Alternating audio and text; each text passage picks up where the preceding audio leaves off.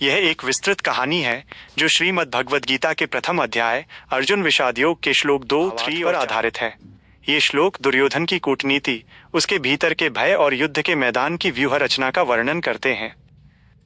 कुरुक्षेत्र का शंखनाद, अहंकार और आशंका की कथा। कुरुक्षेत्र की वो पावन भूमि जहां धर्म और अधर्म के बीच की लकीर खींच दी गई थी। दोनों ओर सेनाएं सुसज्जित खड़ी थीं। एक ओर धर्म की रक्षा का संकल्प था तो दूसरी ओर साम्राज्य का मद। धूल उड़ रही थी, घोड़ों की हिनहिनाहट और हाथियों की चिंगाड़ आकाश को चीर रही थी। धृतराष्ट्र के 100 पुत्रों में सबसे ज्येष्ठ दुर्योधन अपनी विशाल सेना को देखकर गर्व से भरा तो था, पर उसके भीतर कहीं एक सूक्ष्म आशंका की लहर भी उठ रही थी। वो अपनी आंखों से पांडवों की सेना की व्यवस्था को देख रहा था। उसे विश्वास नहीं हो रहा था कि वनवास की धूल फांकने वाले पांडवों ने इतनी कम अवधि में इतनी अनुशासित सेना कैसे खड़ी कर ली। श्लोक 2, दुर्योधन की घबराहट। दृष्ट्वा तु पांडवानीकम व्यूढ़म दुर्योधनस्तदा आचार्य मुपसंगम्य राजा वचनम ब्रवीत। जैसे ही युद्ध की भेरी बजने ही वाली थी, दुर्योधन ने पांडवों की वज्र व्यूह रचना को देखा। वह विचलित हो उठा। एक राजा होने के नाते उसे पितामह भीष्म के पास जाना चाहिए था, जो सेनापति थे, किंतु उसका मन शंकित था। वो सीधे अपने गुरु द्रोणाचार्य के पास पहुंचा। दुर्योधन का गुरु के पास जाना उसकी चालाकी का प्रतीक था। वो जानता था कि द्रोणाचार्य के मन में पांडवों, विशेषकर अर्जुन के प्रति स्नेह है। वो उन्हें याद दिलाना चाहता था कि अब कोमलता का समय नहीं बल्कि युद्ध का समय है। दुर्योधन ने गुरु से कहा, आचार्य, तनिक उधर दृष्टि डालिए।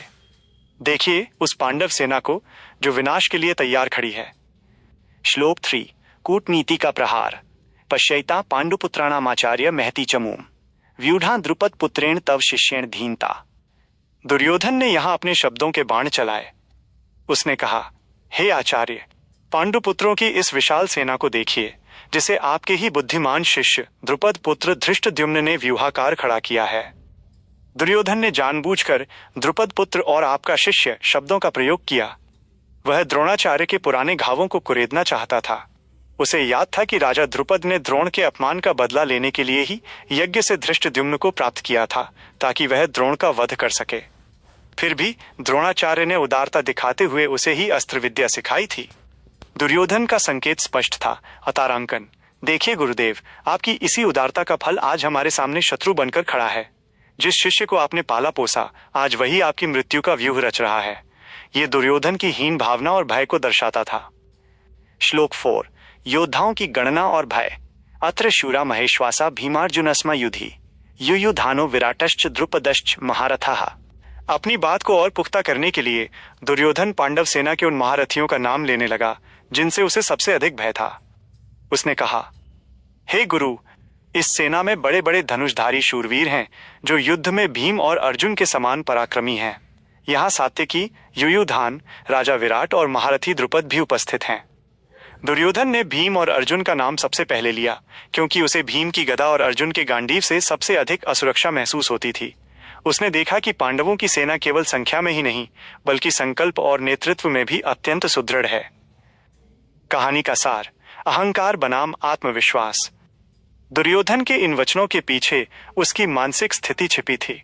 भले ही कौरवों के पास 11 अक्षौहिणी सेना थी और पांडवों के पास मात्र 7, फिर भी दुर्योधन का मन शांत नहीं था। 1, अविश्वास। दुर्योधन को अपने योद्धाओं से अधिक शत्रु की शक्ति पर ध्यान था। 2, दोषारोपण। वो परोक्ष रूप से द्रोणाचार्य को उनकी गलती याद दिला रहा था। 3, तुलना। वो बार बार भीम और अर्जुन की तुलना अपने विनाश से कर रहा था। युद्ध के मैदान में केवल अस्त्र शस्त्र ही नहीं बल्कि मानसिक स्पष्टता भी आवश्यक होती है। जहां अर्जुन विषाद में होकर भगवान कृष्ण की शरण में जाने वाले थे, वहीं दुर्योधन अपने ही गुरु के प्रति कड़वाहट और राजनीति कर रहा था।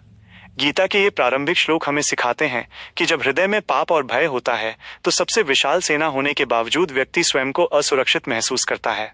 उपसंहार। कुरुक्षेत्र की मिट्टी गवाह थी कि अहंकार चाहे कितना भी ऊंचा महल क्यों न बना ले, सत्य के एक छोटे से प्रहार से वो ढह जाता है।